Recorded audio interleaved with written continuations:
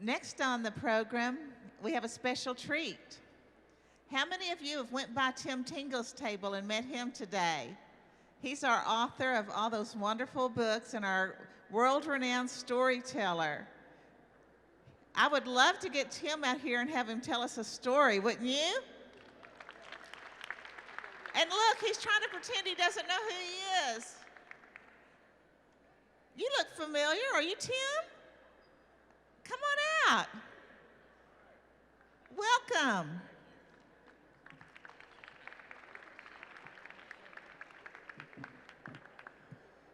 Yeah, it's, I went to the doctor Monday. I was having some kind of emergency, and I went in and I told the doctor, and it's my usual doctor. I said, "Doctor," it's referencing this kind of instrument. I said, "Doctor, I don't know, the weirdest thing is happening. I'm feeling invisible." And the doctor said, "I'm sorry, I can't see you now." Okay, I'm going to give you one more chance. When an old man, especially an old Choctaw man, at an honoring celebration for the Choctaws tells you a joke, even if it's a dumb joke, you have to laugh uproariously so he thinks he's funny. No, I'm going to make you hear the joke again. Just last Monday, I went to visit my doctor. I said, "Doctor, something weird is happening. I feel invisible." And the doctor said, "I'm sorry, I can't see you right now." Okay, I hope they got that on video and not the first response. Here we go. All right, yeah. Oh. Long ago in the land of the Choctaws lived a man named Lone Hunter. Lone Hunter was strong and powerful.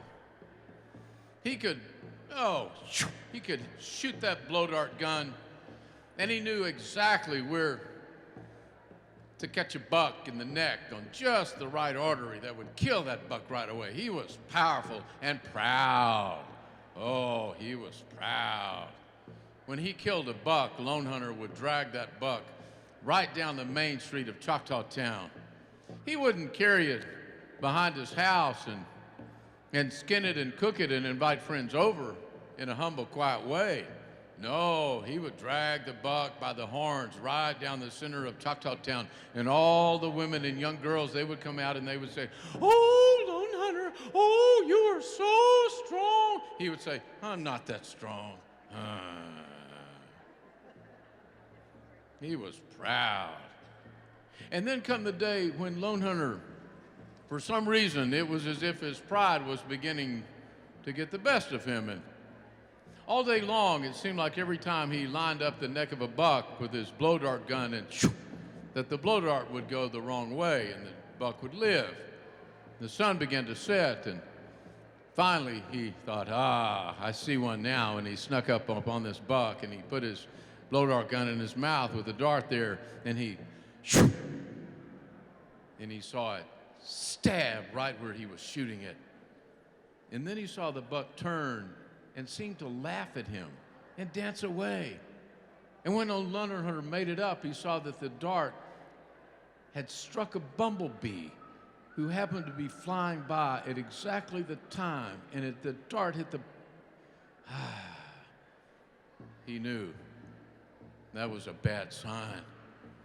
But Lone Hunter, rather than leaving his pride behind, and he caught several squirrels, and he thought, I can't go home with these squirrels. What if the women see the squirrels? They will run out and they will say, "Oh, look at you. Oh, look at you with all those squirrels. Aren't you powerful?" I can't do that. So he did something old people said never, ever to do. He decided he would spend the night in the swamp. Never, ever. They always said, never, ever go into the swamp alone, but never spend the night in the swamp. But he wasn't exactly alone. He always carried his dog with him, his dog. And the old Choctaws say, if you treat your dog as a member of your family, and you're good to your dog and respect your dog, and when you get ready to sit down to eat, you feed your dog first, your dog will speak if your life is in danger. And he cooked one of the squirrels, and he skinned it and fried it in a little pot. He kept a little campsite out by the swamp and buried the little clay frying pan. And he fried the squirrel and gave it first to this dog, and then he ate some of the squirrel, and then he rolled up a blanket and lay back to sleep and spend the night in the swamp and catch a buck the next morning. He fell asleep, and the fog began to grow thick, and the darkness of the swamp covered everything. And then he heard his dog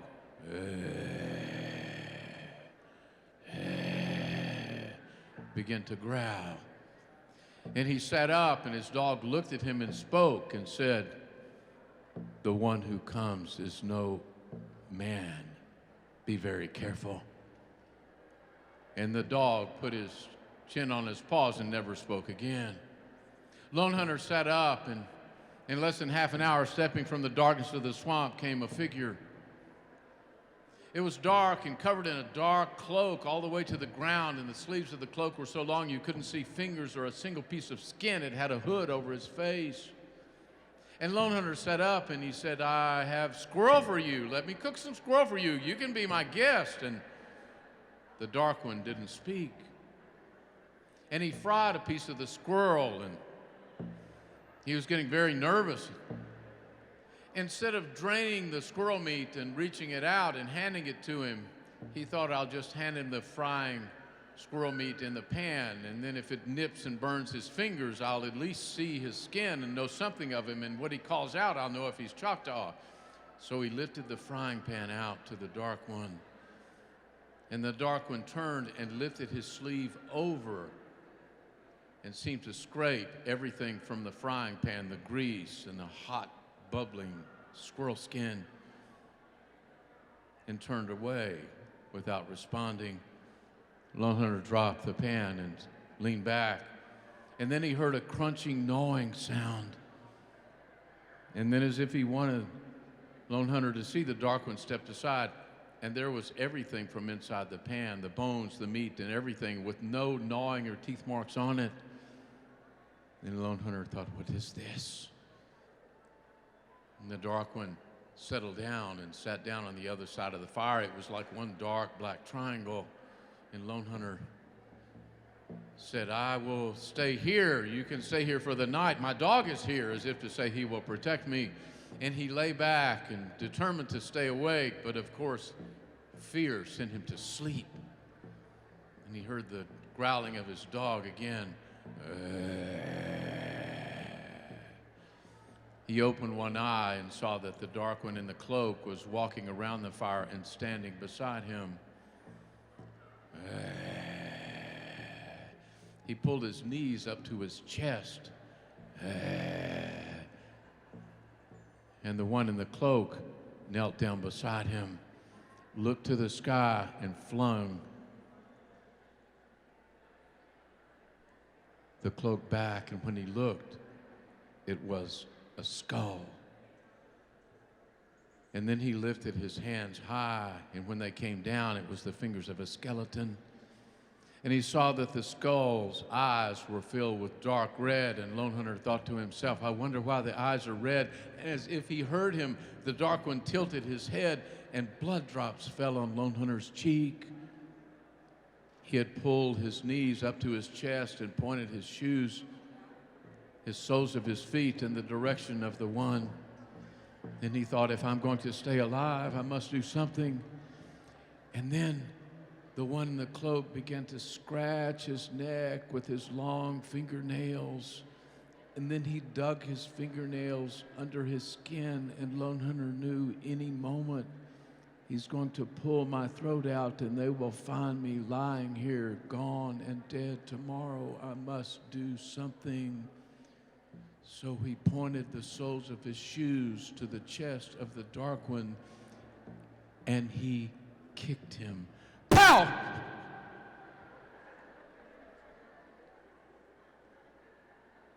And the dark one sailed and flew and turned and twisted and landed in the fire, and there was an explosion of purple and dark blue flames and silver and gold, and everything turned, and the dark one was gone, and then 1,000 fireflies appeared, and the fireflies circled and turned until they took the shape of the cloak of the dark one, and then the fire was gone, and the fireflies were gone, and the dark one returned.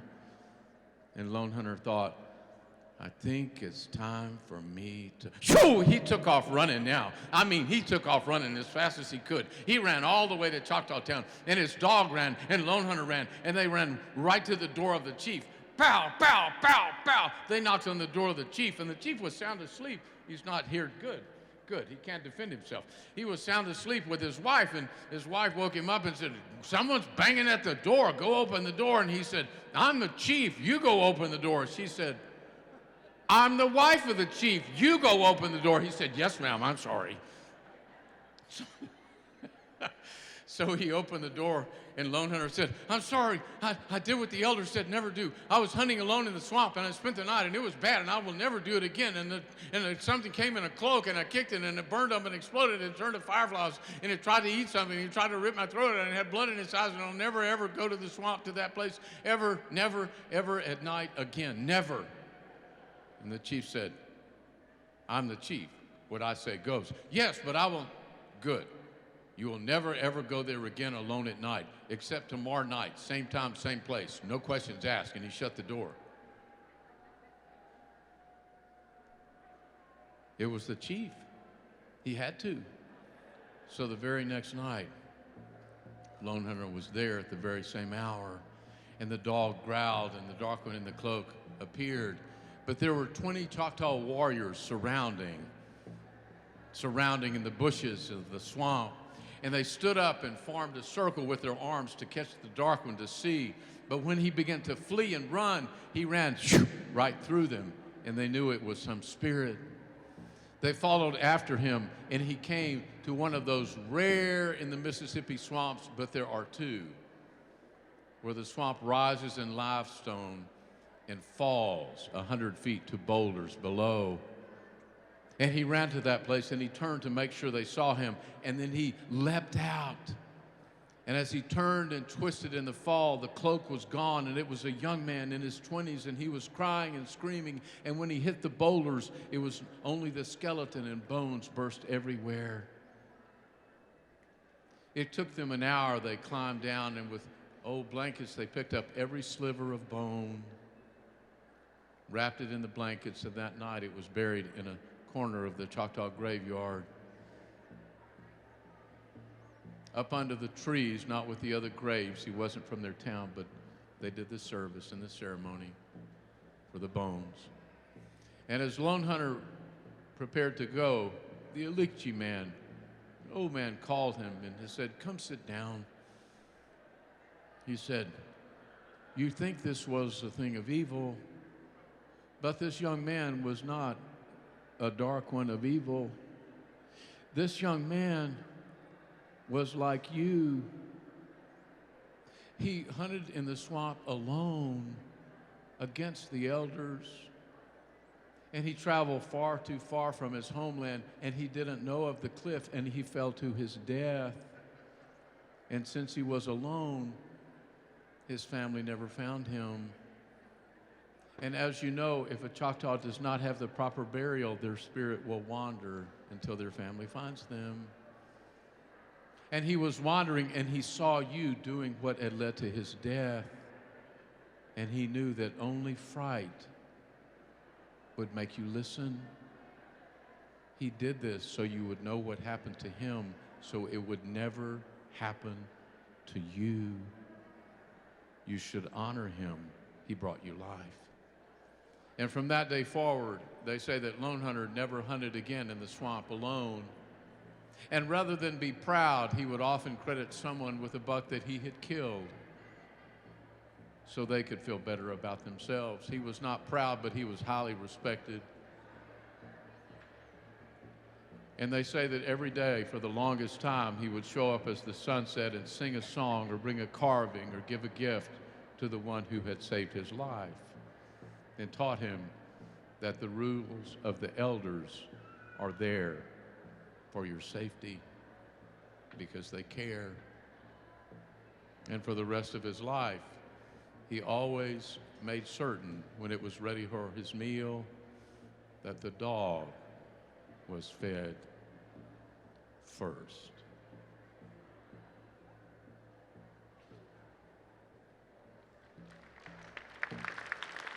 Yakoke, thank you, people.